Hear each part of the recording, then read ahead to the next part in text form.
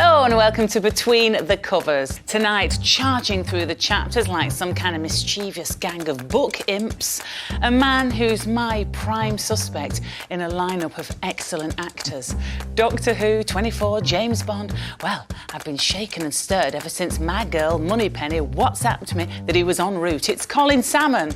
An Irish comedian who's been casually splitting sides on the MASH report and 8 out of 10 cats. Her online stand-up shows won her an award and our hearts. It's Catherine Bohart. Flying the Welsh flag for ghouls, her haunting turn in Ghost was all very well, but she really hit the big time when her book, Delicacy, was a BYOB in 2021. Congratulations, Katie Wicks. Thank you.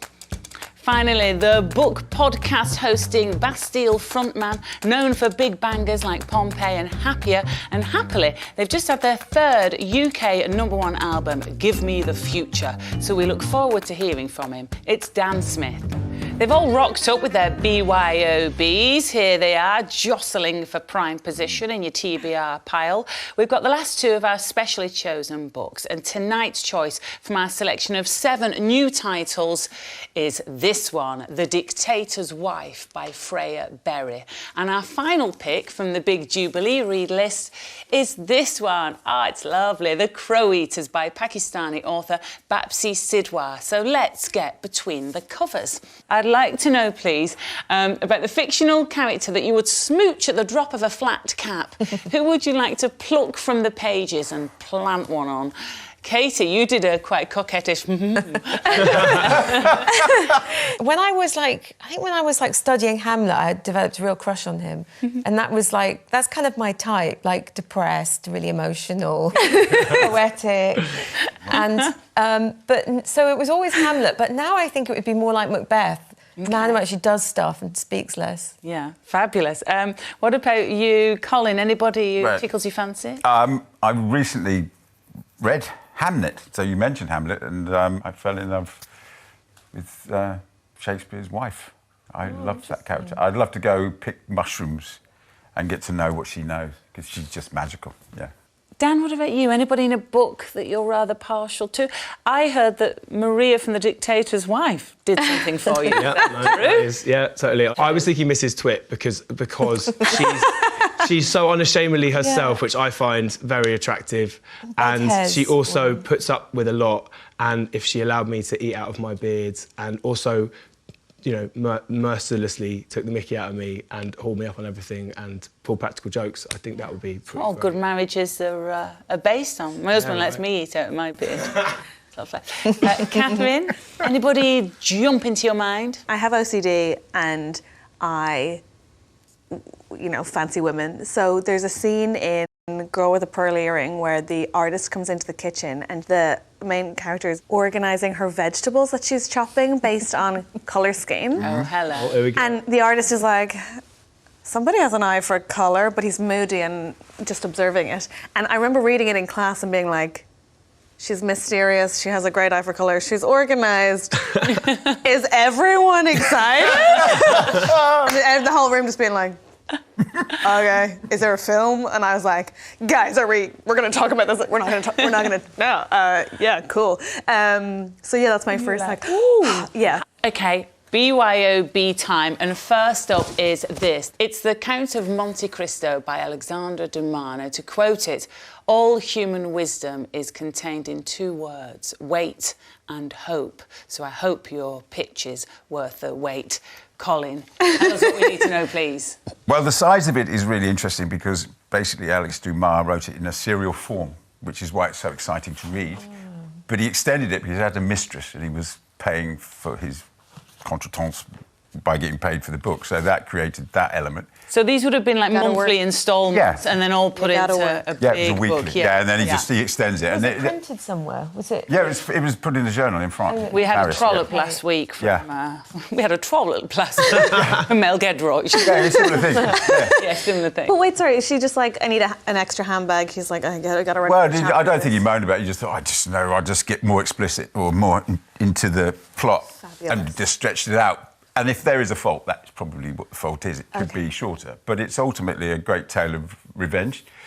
And Alex Dumas Alexandre Dumas wrote the book in homage to his father, Alex Dumas, who was a Haitian, the son of a French nobleman and a Haitian slave, who came to Paris at the age of 14 and went on to become one of the greatest generals in the history of the French army. And there's only been 2 generals of his height. One was Colin Powell, and then this guy, Alex Dumas. Wow. And it's the story of Edmond Dantès, who was imprisoned unfairly, unjustly, after rising through the ranks and becoming a captain of a ship, having a lovely, beautiful wife. And 3 supposed friends were just jealous of him, and they just got him imprisoned on a false charge. Stitched him up. Stitched him up. Well, I went all Cockney then, they stitched him up. Literally My did. brain immediately went to an all-girls school. I was like, I get it. Yeah. I get it. And ultimately, Napoleon was jealous of him and had him imprisoned. He got imprisoned in Naples, and Napoleon left him to rot for 2 years. And then when he did get out, he died 4 years later. He didn't get his paid, and his family died. He died with his family sort of in poverty.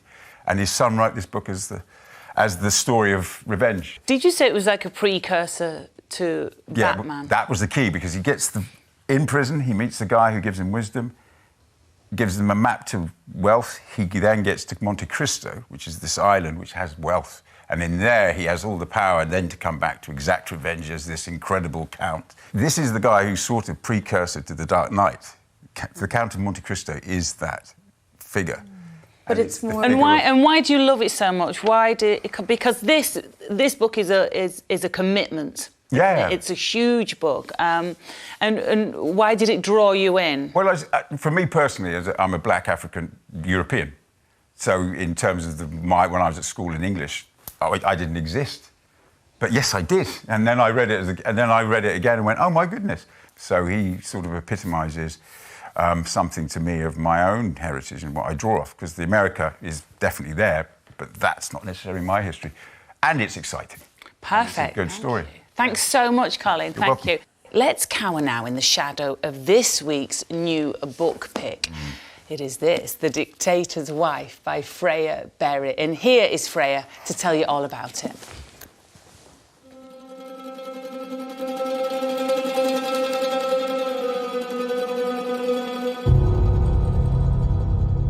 The Dictator's Wife follows a captivating, glamorous dictator's wife, Maria Popper, standing trial for her dead husband's crimes in post-Cold War Eastern Europe.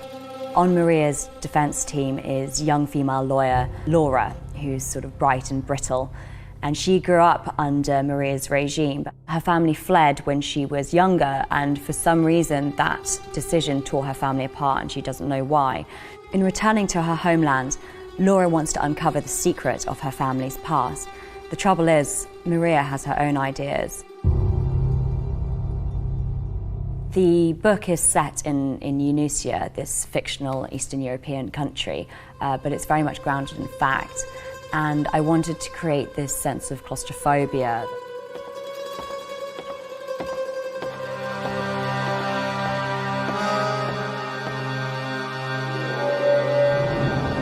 I wrote a lot of this book here at the London Library, and creating Maria was a huge amount of fun. I wanted to create this sort of spider who would sit at the novel's heart and have complete mastery over the web that she weaves around herself.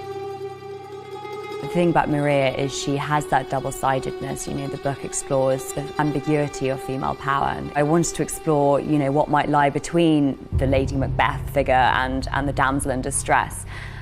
So she's this anti-heroine, and I wanted the reader to be continually asking themselves, you know, do I like her? Do I believe her? If I do like her, does that matter? And for that sort of shard of doubt to be playing on your mind.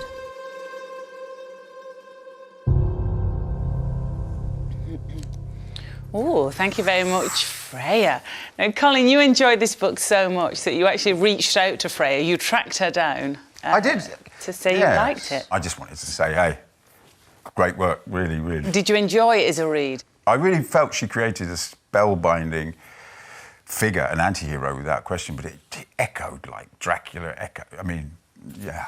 And would you recommend it to friends? Did you like Yes, I would recommend it because I think I read books to sort of go into places I have no idea about. So it felt like I went into this alternative Disneyland or the Oz or where, you know, when you went into the castle, it was like you went into another world. It had so much resonance in our world to look at people slightly differently.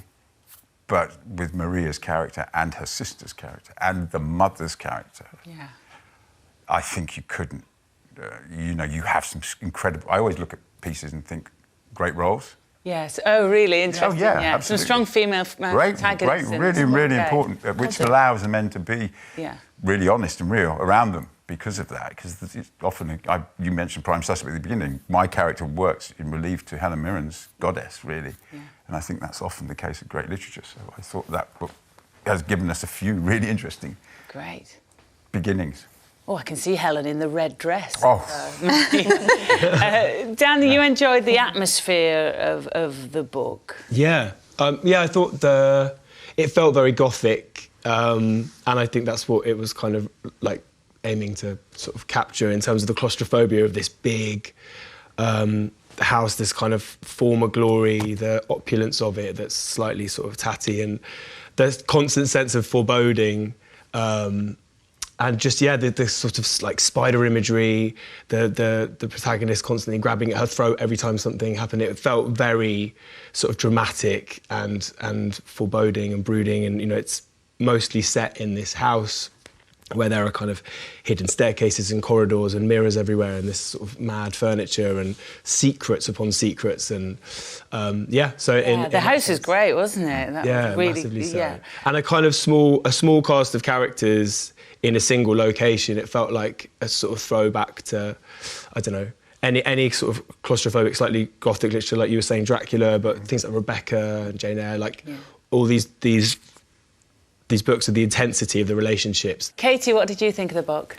I thought the theme of motherhood and mothers was really interesting, and I think it was really smart to make Laura sort of motherless to an extent. Because I think it meant she sort of fell for her charms more easily, that she was searching for a mother, and the whole mother of a nation thing, and like the political symbolism of that. I thought it was such an interesting idea, like that, you know, how much power does the woman who stands next to the most powerful person have, and, you know, how much are they responsible? And I loved the way it played with our expectation and what was true and who could we believe.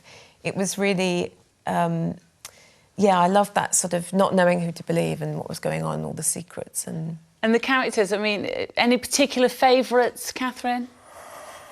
I think I understood and related to Laura more than the others. I think that, I don't know if I would describe her as motherless, but I think that portrayal of an inaccessible love that was present and then was absent and it's lacking. And then I think the rendering of her sort of motherless was really interesting. I also thought she had a lot on. Do you know what I mean? Like, Laura's got a lot on her plate. Like, the boyfriend needs her to discover his entire familial history. P.S. It's not a fun story.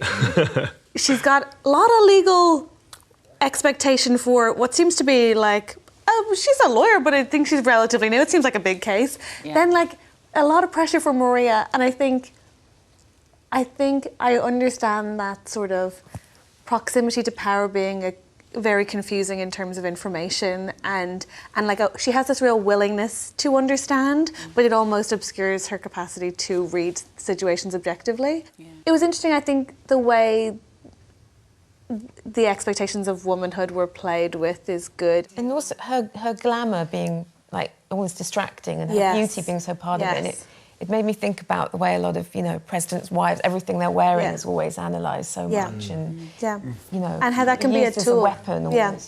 It's a good plot as a book. It's a good plot. There's a little twists and turns. It carries you along. Yeah. It's really well plotted as well. I think Okay, well, thank you very much. That was The Dictator's Wife by Freya Berry.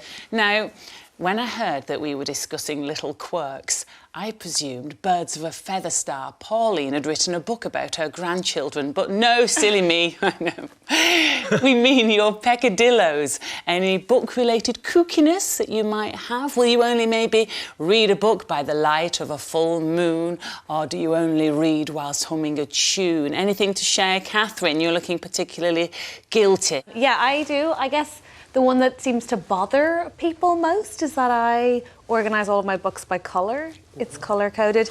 I'm loving your supportive nods, but I would say it either people are excited by it or loathe it. I had a friend at a party once who reorganised all the bookshelves in colour-coded order. I'm sorry, went to somebody Came else's to house? a house party at our house and rearranged all the books. Your books? Oh. Yeah, yeah. Okay, that's not at all. Just to be clear, that's not a thing I do because that's rude. Yeah. That's rude. Like, aesthetically, Also, rock stars have changed since the olden days, haven't they? It's like, whoa, we're going round to Dan's house, and it's like... let's reorganise the books, yeah. It's like a weird graffiti move, but in some Yeah, ways. I mean, I fully appreciated it aesthetically, but I can't find anything anymore. The problem is it's burdensome because then when you have a row that's not filled, you do have to buy a book simply because it's orange or green, which feels like not the best reason to buy a book, Yeah. but has led me to some unexpected treasures. But yeah, it's more of a. I think initially it was cheery and it's become a burden. Katie, I say kookiness, books. What do you say?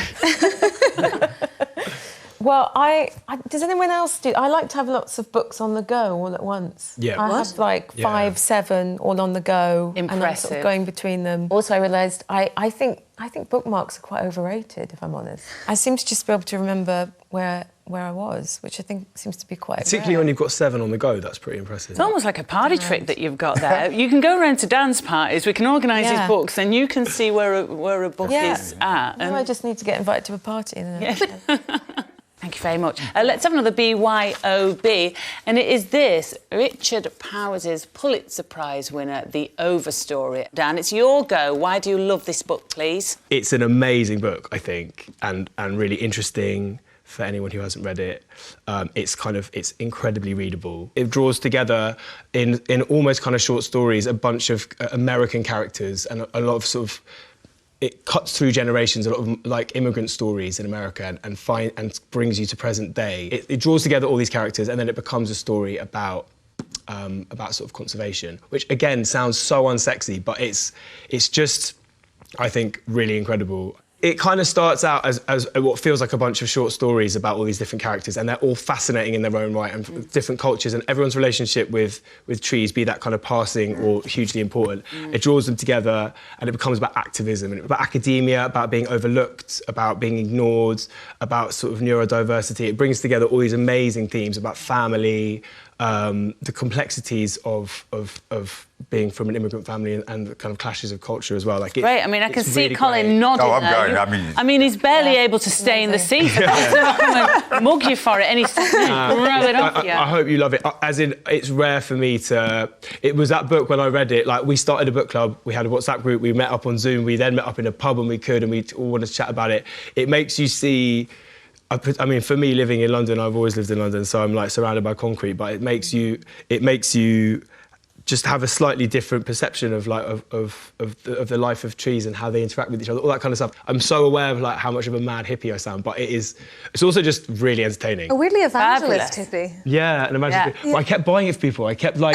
Well, that's always the test, isn't That's it? The it. litmus test of any book is if you're constantly buying it and giving it to people that you love. I don't want it to sound like heavy or heavy-handed. Like it was an insanely enjoyable, readable book as well. Thank you very much. Up now, our prime pick from the big Jubilee read. Here it is, The Crow Eaters by Pakistani author Bapsi Sidhwar. It was published in 1978, and this award-winning book was revolutionary and paved the way for the likes of Salman Rushdie and Rohinton Mistry. Sidhwar was a trailblazer, seen as the inventor of Pakistani English language fiction, so we had to include her witty tale in our picks from the list.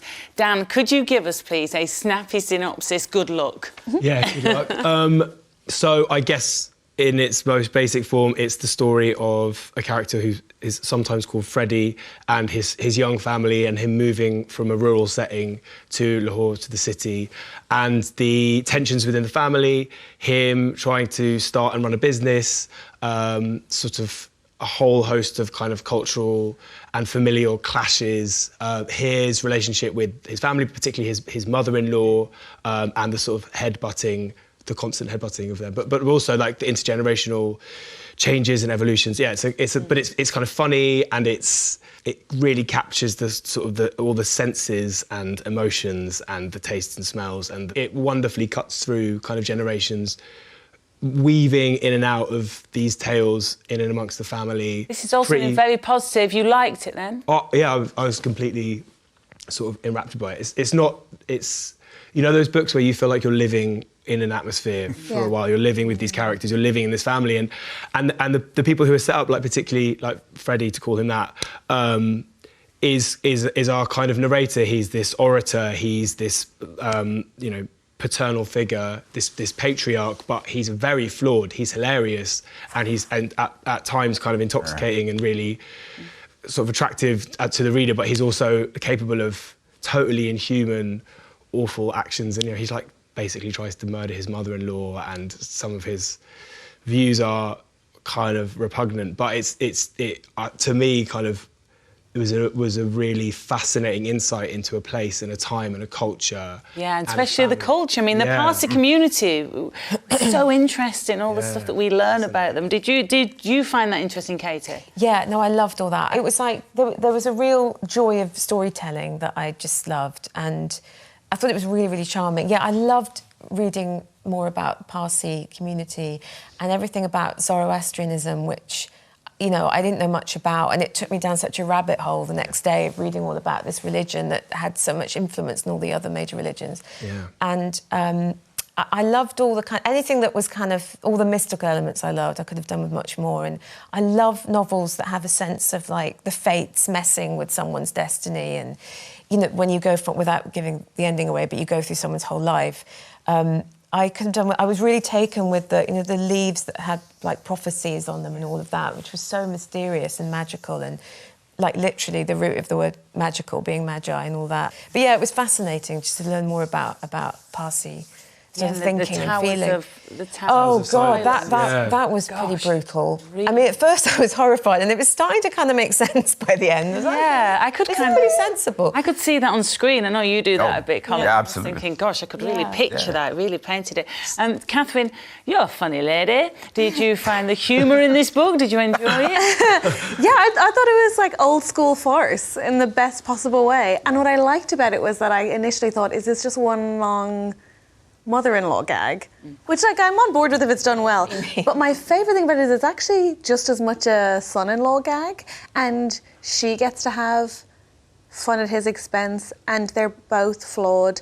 But what I love about the mother-in-law stereotype is that it's totally undercut, because usually mothers-in-law, I think insofar as we complain about them, are like guardians of what is traditional and appropriate and expected.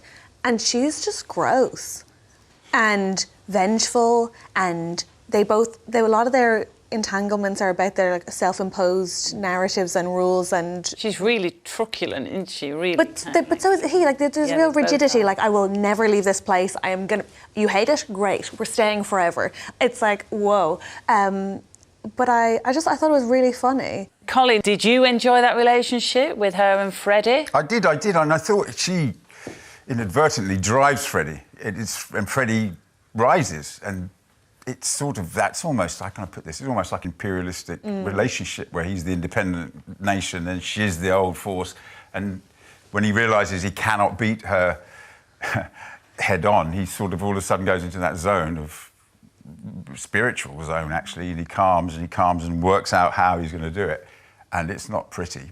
I loved it. I thought the wisdom of the Zoroastrianism is the fact they're crow eaters, they talk a lot. Yeah. And that's why it's called the crow eaters, because they talk a lot. And that I liked a lot. I really, it was great fun. Thank you very much. The Crow Eater's Babsi Sidwa. Yeah. Right, let's crack on with another BYOB, The Topeka School by Ben Lerner, which is already being hailed as one of the 21st century's great American novels. Wow. Sally Rooney has said that the future of the novel is here in this very book. Catherine, what's it about and why do you love it so much? I'm obsessed. It's about toxic masculinity, and it's also about sort of legacy of trauma and familial interactions and dynamics. But it's mostly about the minutiae of life in a way that is so fascinating and enthralling that you almost forget it's about such smallness. You've read it. I loved it. I love so it. much. He's amazing.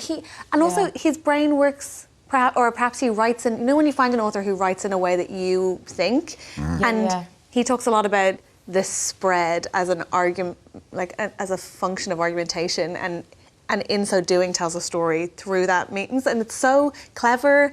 And Talks about what? The spread? Like it's just like a form of argument, a way of arguing, right? But and a way of debating that you can opt into, and whether or not we should function by just overwhelming people with information, or whether or not we should endeavour to persuade and compel and engage with people, that somehow gets through the whole novel. I love novels written by poets. I think they're always incredible. That's exactly what it is. As a poet first, there's like this compression of language, which I think is so impressive and That's done it for me, yeah. Perfect. Thank you very much, Catherine. Right. And so to our final BYOB of the series. And it is this, Bluets by Maggie Nelson. It's becoming a cult hit, but like my favourite jeans from when I was 20, poetry is something I struggle to get into, even though I'd quite like to. Katie, can you convince us, please? You love this book. I do love this book. It's really unique in that it really defies genre, and that it's sort of somewhere between prose and poetry. And I'm obsessed with prose poetry at the moment. I love it so much. So it's part prose, part poetry, part sort of memoir, part essay, part philosophical investigation. So it's really complex, but really kind of defies category. It's really experimental because it's a series of numbered sort of meditations or propositions, you could say, from 1 to 240. So that it's fragments of text, and they seem as though they might be unconnected, but then they're arranged in such a beautiful, artful way that you arrive somewhere very profound by the end. I felt really wise from having read it. On one level, it's about a woman and her obsession with the colour blue, and she talks about different figures from history, like artists and writers that have also used blue in an interesting way. Okay. But it's also a lot about pain and divinity, alcohol, depression, heartbreak. It's really just complex. It's also a story of, her having her heart broken and also falling in love with the colour blue at the same time, and everything that blue represents, if that makes sense. Yeah, no, it does. Thank you very much, Katie. Perfect. That is it for another series. It's been totally lit, guys. Thank you so much to my wonderful guests, to Colin Salmon, to Katie Wicks, Dan Smith and Catherine Bohart. We really hope we've got you chomping at the bit to get between the covers of a good book. If so, please do trot onto Twitter at BBC2, #BetweenTheCovers, to tell us what you've been inspired to read. All 14 of our featured books, there they are, looking gorgeous, at bbc.co.uk/arts, where you can also find the full list of books on the Big Jubilee Read. Now, if you're feeling a little bit weepy about the end of this chapter, and no, I am, there are 2 shiny silver linings. First, shed loads of previous episodes on the BBC iPlayer, and the news that we return in the autumn with more fantasy book groups and brilliant book recommendations. I can't wait, but I'll have to. Goodbye for now. That was lovely. Well, how about a good love story? Childhood friends move to London, where things take an unexpected turn. Everything I Know About Love on BBC iPlayer. And into the 70s, when many South Asian families decided to start a business. The Sharmas opened their shop back in time for Birmingham at 8.